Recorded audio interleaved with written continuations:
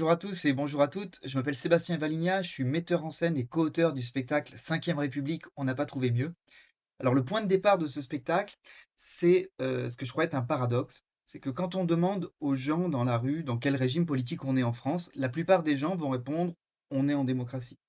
Et si on demande à ces mêmes personnes est-ce que vous avez l'impression d'avoir le pouvoir, la réponse sera souvent un peu plus nuancée. Donc j'ai envie de partir de ça. Comment ça se fait que si on est en démocratie, on a l'impression de ne pas avoir le pouvoir et de questionner notre mode d'organisation politique?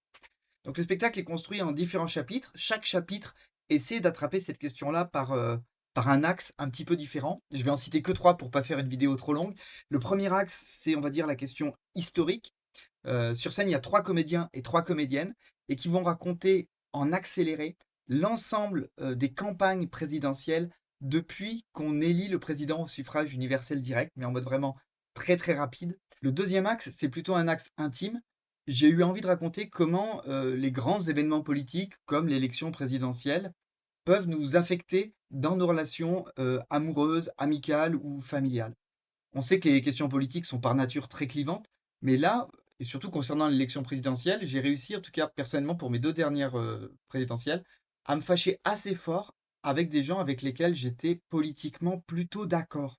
Parce que ces questions de vote utile, de vote de conviction, d'abstention ou de vote barrage, tout ça. Et souvent, dans ces moments-là, parce qu'on est passionné, on a tendance à pas vraiment rendre justice à l'intelligence de notre interlocuteur juste parce qu'il a un point de vue différent du nôtre. Et donc j'ai eu envie de raconter tout ça, de défendre un peu tous ces points de vue.